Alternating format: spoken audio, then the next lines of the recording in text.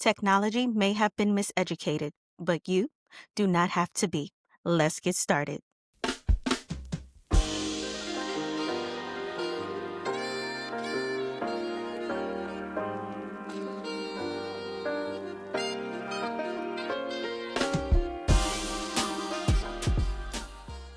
Welcome back to the Miseducation of Technology podcast. I'm your host, Danielle, an attorney, tech policy professional, and someone who is deeply passionate about helping the Black community better understand how technology is shaping our lives. In previous episodes, we've talked about everything from automation and Black labor displacement to the rise of the surveillance economy. But today, we're doing something a little bit different. Today, we are taking two headlines that seem like they live in completely different universes and putting them side by side. And that is the Diddy documentary and Trump's AI policy. Yes, I know, but trust me and just stay with me for a minute, okay?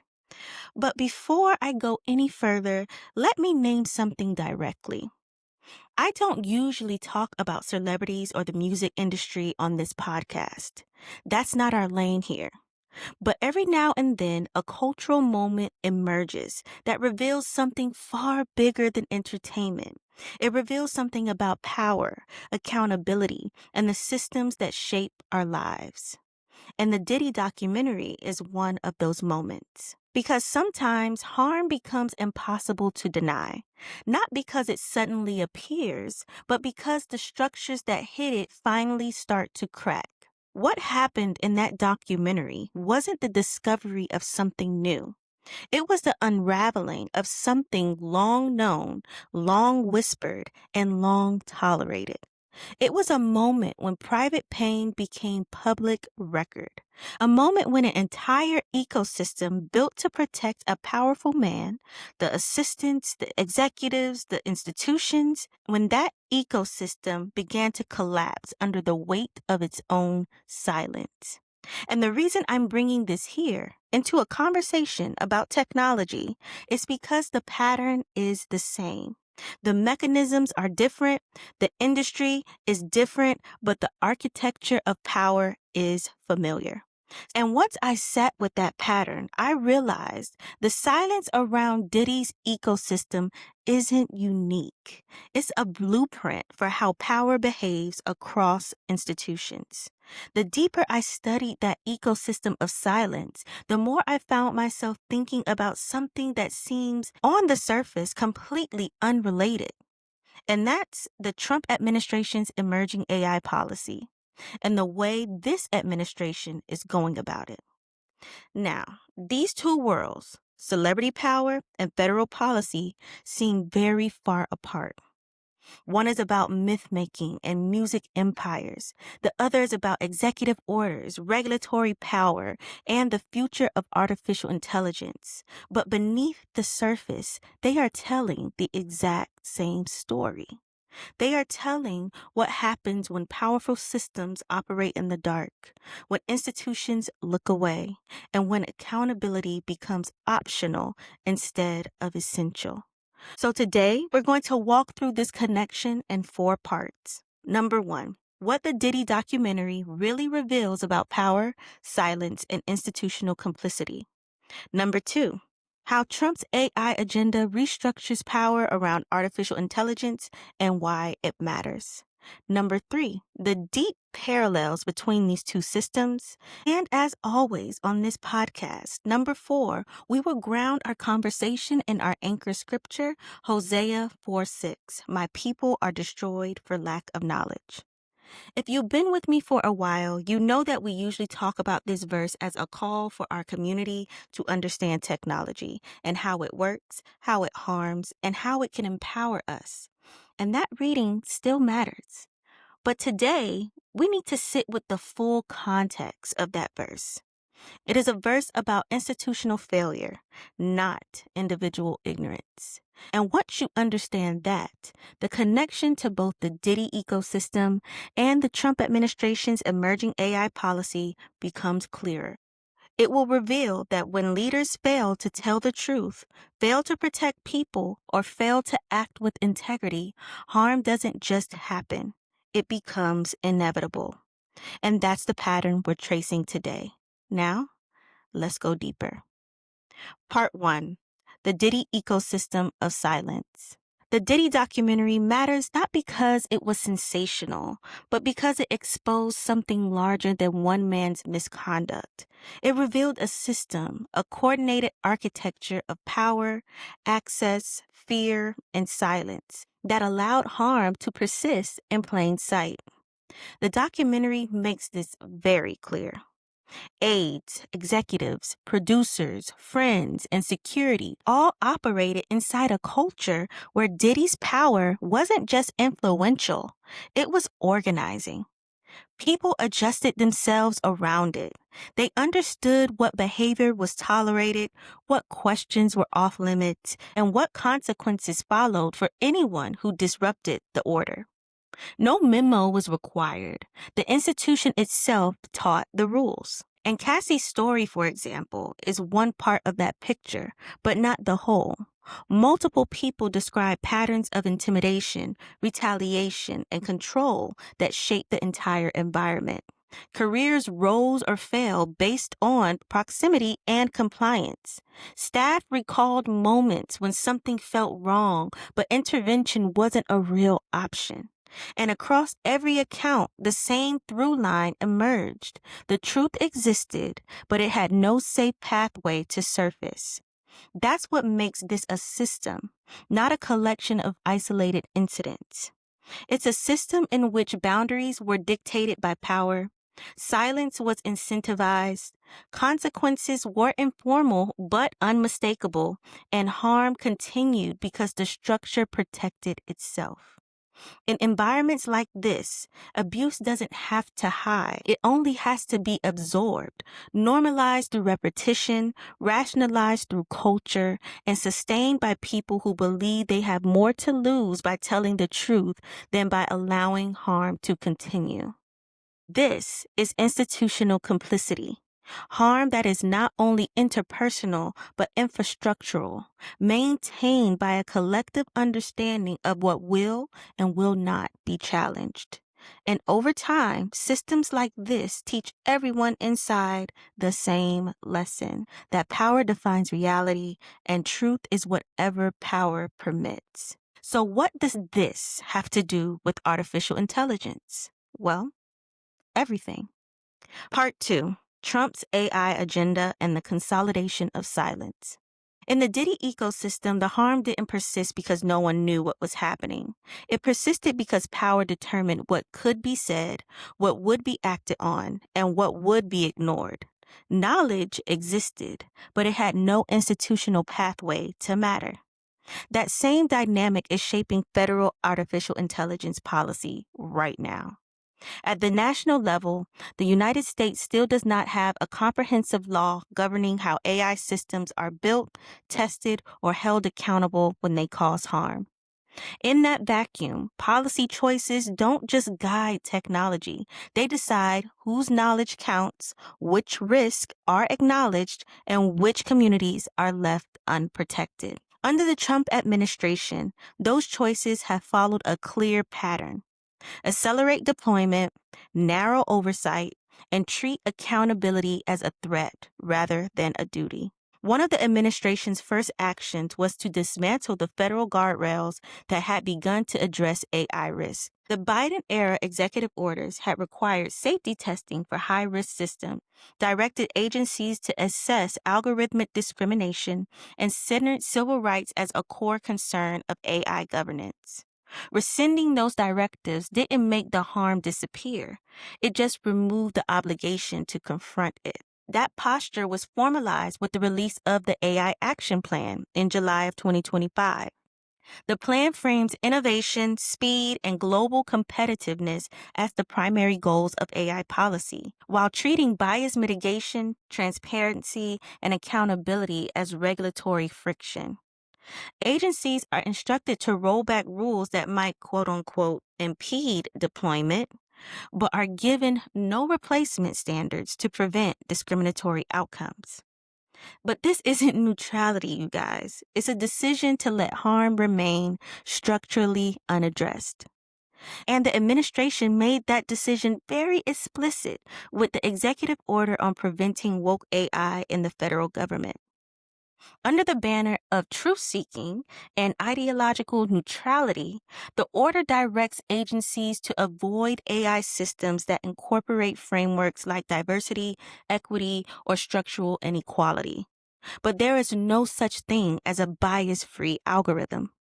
All models reflect the data they are trained on and the objectives they are optimized to serve. Bias can be mitigated, but only if you are willing to name it, measure it, and intervene. This order does the opposite of that. It treats the identification of harm as the harm itself. It narrows what counts as legitimate knowledge in AI governance and signals that certain truths, particularly those about race, inequality, and discrimination, are not welcome. And then came the most aggressive move yet, the recent effort to preempt state-level AI regulation altogether. After Congress failed to impose a nationwide moratorium on state AI laws, the administration turned to executive action, discouraging states from adopting protections, threatening the loss of federal broadband funding, and directing the Department of Justice to challenge state-level laws that go against what they are trying to do. This is federal preemption without a federal standard, silencing the only actors attempting to regulate AI while offering no meaningful national safeguards in return. In other words, harm isn't directly being disputed here. It's being kept out of the regulatory record. And this is where the parallel to the Diddy ecosystem becomes unavoidable. Because honestly, you guys, tech companies are not naive. They know where the bias lives. They know which systems produce discriminatory outcomes. They know that transparency and accountability requirements would surface truths that threaten their bottom line. Because think about it this way. As federal priorities shift, industry rhetoric shifts with them. Commitments to fairness quietly dissolve into language about innovation, competitiveness, and avoiding a patchwork of regulation. Not because the technology suddenly works better, but because the power center has changed. This is the architecture of institutional complicity. A powerful actor, such as the federal government, sets the terms of what knowledge is permissible. And then an ecosystem, which we could identify as the tech companies, rearrange itself to comply. And then the people most harmed by these systems, aka us, are left with the least protection and the least recourse. It's the same pattern you heard when we talked about the Diddy ecosystem. Power decides the rules, truth becomes negotiable, and harm persists because there is no mechanism to make accountability mandatory.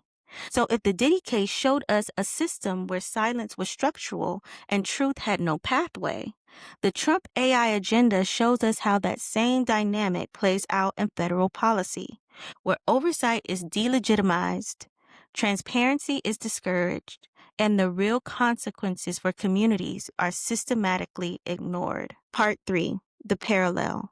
Power, silence, and who pays the price. At this point, the parallel isn't subtle. It's structural. In the Diddy ecosystem, the truth was suppressed to protect one man's power. In the emerging AI regime, the truth is being sidelined to protect an industry's power. One played out through culture, while the other is unfolding through policy. But the governing logic is the same.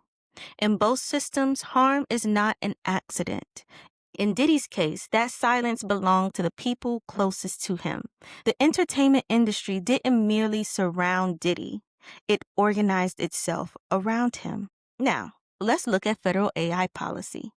In this system, the silence belongs to policymakers and to the technology companies shaping the agenda behind the scenes.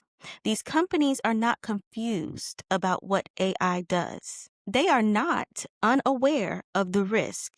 They are not waiting for more evidence.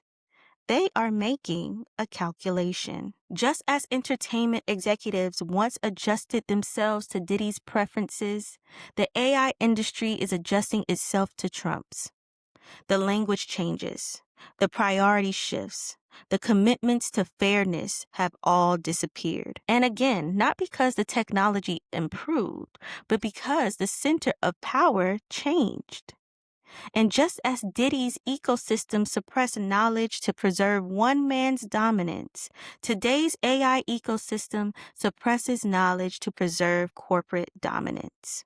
The parallel sharpens when we look at enforcement.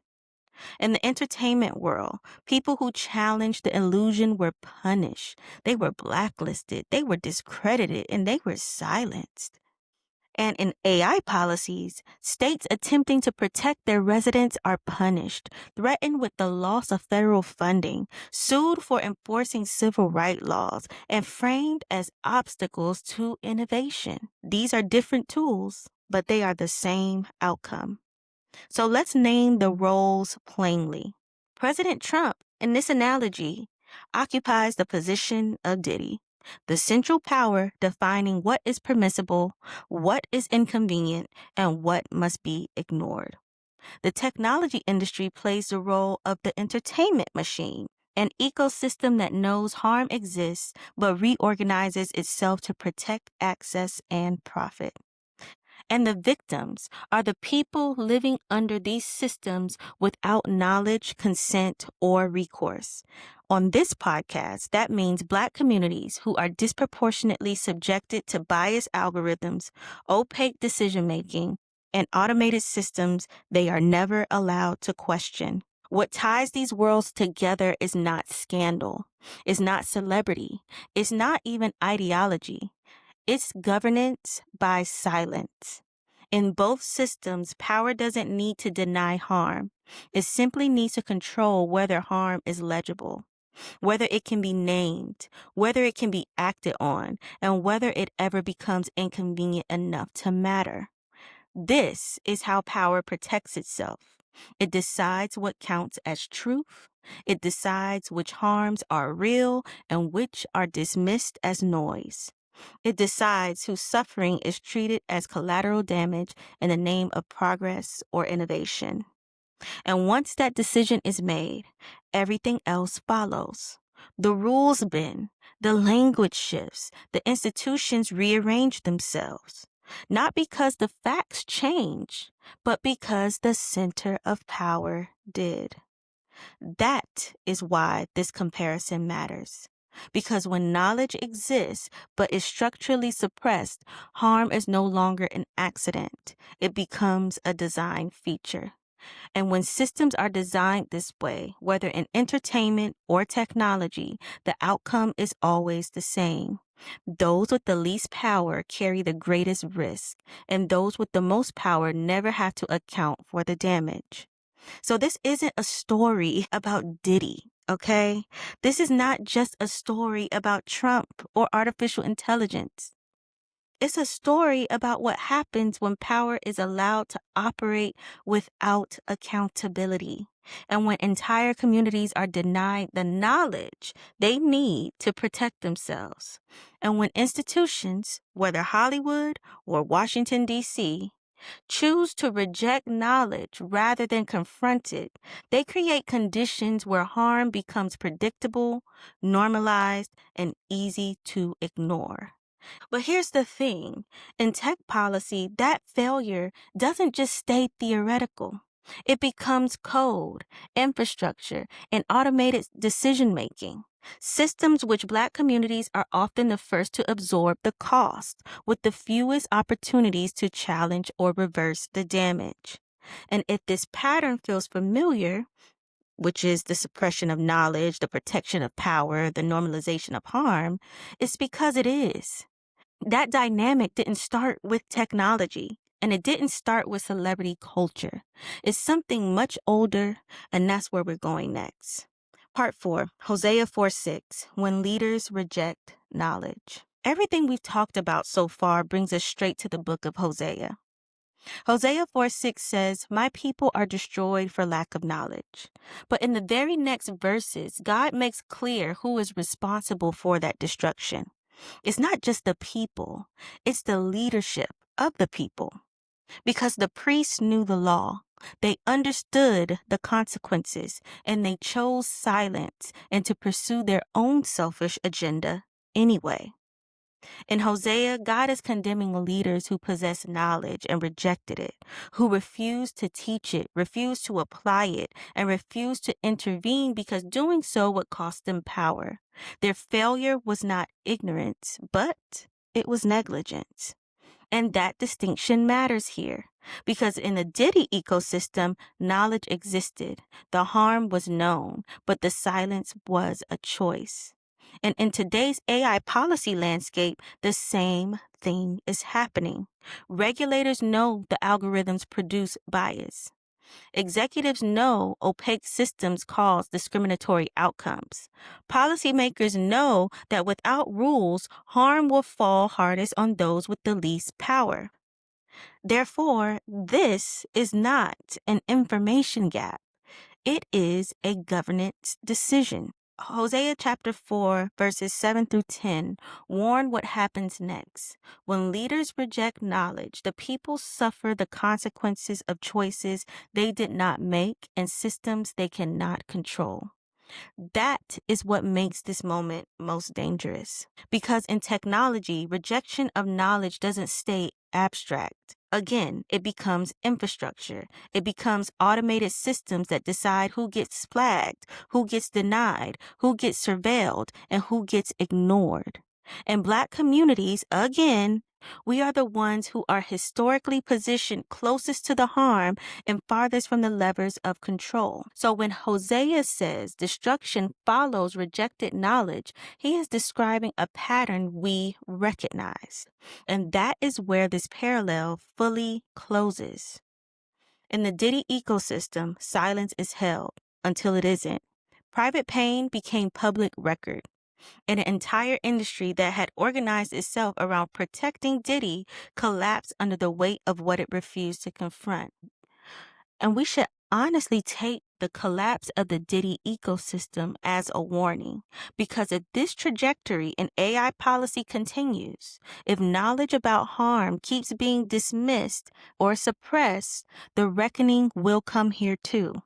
But the difference is the scale. When the Diddy system collapsed, the damage was devastating. I'm not trying to deny that. But for some part of it, it was contained. When an AI governance system collapses, the harm will already be embodied in code, infrastructure, and automated decision-making systems that cannot be easily undone. In the Diddy ecosystem, one man set the terms of silence. The industry adjusted itself around him. Knowledge existed, but it was not allowed to matter. And in this moment, the Trump administration is setting the terms. The technology industry is adjusting itself around those terms. And knowledge about bias, discrimination, and harm exists, but is being treated as inconvenient, ideological, or expendable. These are different arenas and different stakes, but it is the same structure. When leaders reject knowledge that they already possess, whether to protect a brand or an industry, the harm that follows is no longer accidental. It is the outcome. And in tech policy, that outcome doesn't just surface later. It scales first and only collapses after communities have already paid a hefty price. Well, guys, that's all for today's episode. We've traced how silence becomes a form of power, from the Diddy ecosystem to federal AI policy, and how knowledge can be present, it can be verified, and still be rendered irrelevant. What this episode shows is that harm doesn't always come from just chaos or ignorance, but from systems deliberately designed to protect authority, profit, and convenience instead of accountability, often embedding that silence directly into the technologies we're expected to live under. So always remember, technology may have been miseducated, but you do not have to be. So let's learn, let's grow, and let's thrive together. See you next week on the Miseducation of Technology podcast.